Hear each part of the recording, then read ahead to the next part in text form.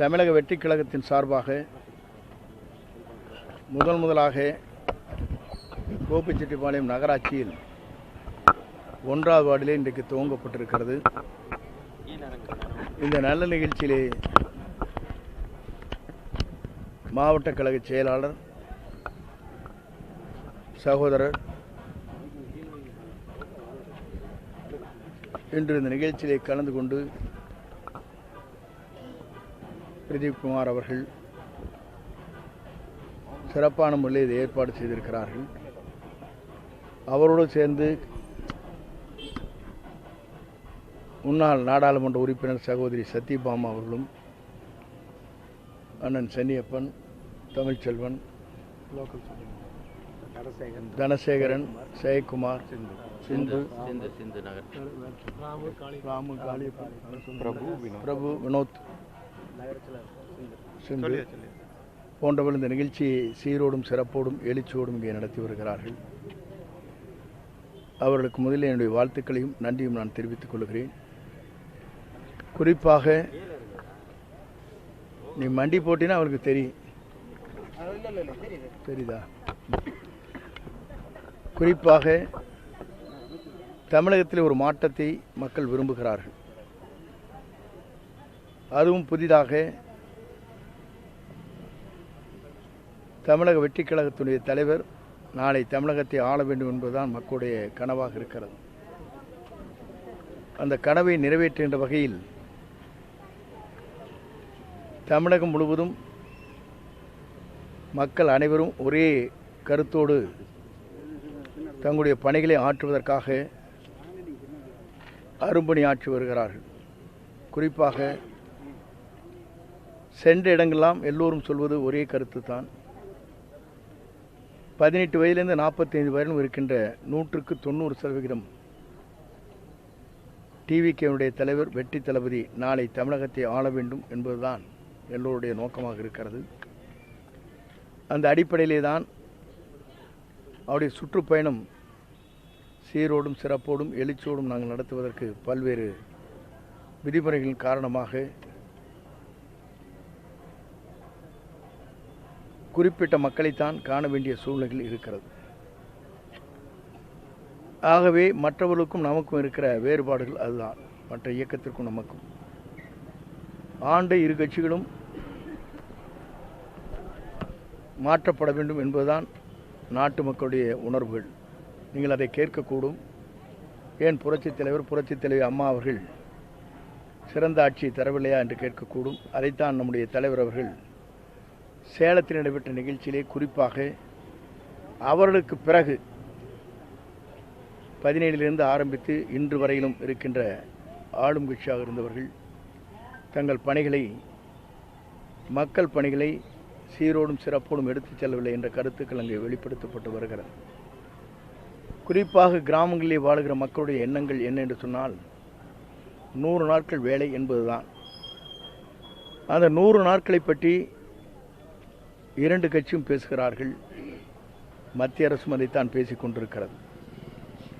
100க்கு 100% மானியத்தை வழங்க வேண்டிய மத்திய அரசு 60% மத்திய அரசும் 40% மாநில அரசும் என்று குறிப்பிடப்பட்டதற்கு பிறகு 100 நாட்கள் வேலை முடங்கப்பட்டிருக்கிறது. அவருக்கு வேலையில்லா திண்டாட்டம் உருவாக்கப்பட்டிருக்கிறது.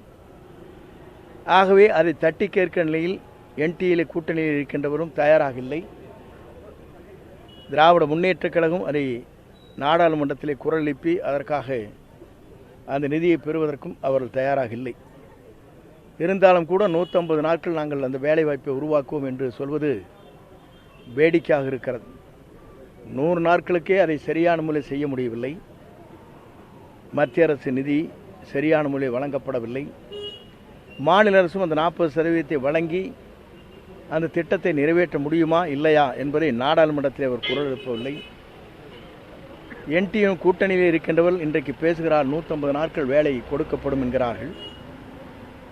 ஆனால் தேர்தல் அறிக்கை சொல்வதை காட்டிலும் ஏன் 100% கொடுக்கப்படவில்லை என்று மத்திய அரசை கேட்க இவர்களால் துணிவில்லை என்பதுதான் இந்த கருத்தை நான் வெளிப்படுத்த விரும்புகிறேன். ஆகவே நாட்டு மக்கள் அனைவரும் தொழிலாளரிலிருந்து ஆரம்பித்து தொழிற்சாலை நடத்துகின்றவர்களிருந்து ஆரம்பித்து விவசாய தொழிலாளிகள், விவசாயிகள் அத்தனை பேரும் ஒரே கருத்தை தான், வணிகர்கள் அத்தனை பேரும் ஒரே கருத்தை தான் இன்றைக்கு குறிப்பிட்டு வருகிறார்கள். அதன் அடிப்படையிலே தான் தமிழகம் ஒரு மாற்றத்தை தமிழகத்திலே விரும்புகிறது. அந்த மாற்றம் 2026 தமிழ்நாட்டுடைய எதிர்கால தமிழகத்தை ஆளக்கூடியவர் தான் வெற்றி கழகத்துடைய தலைவர் தளபதி என்பதை நான் இந்த நேரத்திலே குறிப்பிட விரும்புகிறேன். ஆகவே இந்த வெற்றியை எந்த சக்தியாலும், மக்கள் சக்தி தான் அதை இன்றைக்கு வெளிப்படுத்தி கொண்டிருக்கிறது.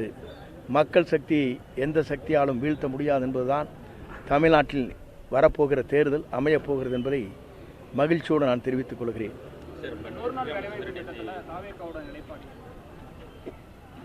தாவேகாவை பொறுத்தவரையிலும் நாங்கள் ஆட்சிக்கு வந்தவுடனே அதற்கான பணிகளை தெளிவாக நாங்கள் எடுக்க இருக்கிறோம். ஆட்சிக்கு வந்தவர்கள், ஆட்சியில் இருந்தவர்கள், இருந்து கொண்டிருப்பவர்கள் யாருமே அதை பற்றி தெளிவான விளக்கங்களை இதுவரையிலும் அவர்களால் கொடுக்க முடியவில்லை. அதுதான் வேடிக்கையாக இருக்கிறது.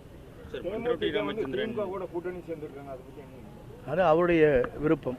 நீங்கள் எங்கு வேண்டுமானாலும் செல்லலாம், உங்களுக்கு உரிமை இருக்கிறது. அதில் அவர்கள் விருப்பம்.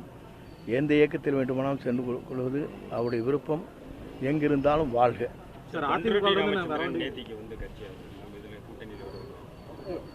ஒவ்வொருவரும் ஒரு இயக்கத்தை ஆரம்பிக்கிறார்கள். இந்த கூட்டணியை பொறுத்தவரையிலும் தலைவர் என்ன கூட்டணியை உருவாக்க வேண்டும் என்பதுதான் அவர் முடிவு செய்வார். காங்கிரஸ் கட்சி நிர்வாகிகள் பார்த்தீங்கன்னா தொடர்ந்து பெரும்பாலான நிர்வாகிகள் வந்து தமிழக வெற்றி கழகத்தை மாணிக்கம் தகவல் கூட தொடர்ந்து இந்த எல்லோருடைய மனநிலை அப்படித்தான் இருக்கிறது. தமிழ்நாட்டுடைய மனநிலைக்கு ஏற்ப அரசியல்வாதிகள் அதைத்தான் குரல் எழுப்பி கொண்டிருக்கிறார்கள். அதுதான் வெளிப்படையாக இருக்கிறது.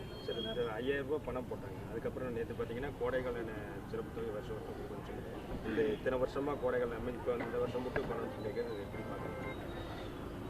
இது கோடை காலம் என்பதல்ல, தேர்தல் கோடை காலமாக இருக்கிறது. ஆகவே தான் இந்த நிதி வந்து கொண்டிருக்கிறது.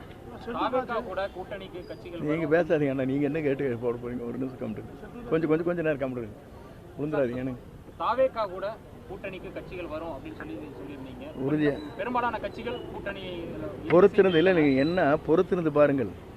ஏனென்று சொன்னால் ஒவ்வொரு கட்சியிலும் இருக்கின்றவர் 4 பேர் 5 பேர் சீட்டு கேட்கிறார்கள். ஒருவருக்கு மட்டும்தான் கொடுக்க போகிறார்கள்.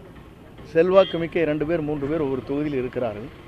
அப்போதுதான் வெளியே யார் வருகிறாள், யாரோடு யார் சேரப்போகிறார் என்பதை நீங்கள் பார்க்கக்கூடும். அதிமுகவிலிருந்து இன்னும் வருவாங்க முன்னாள் அமைச்சர்கள் அப்படின்னு இல்லை நீங்கள் அதுதான் பொறுத்திருந்து பாருங்கள். நான் ஏன் சொல்கிறேன்னா, எதையும் வெளிப்படையாக பெயரை குறிப்பிட்டு சொல்ல இயலாது.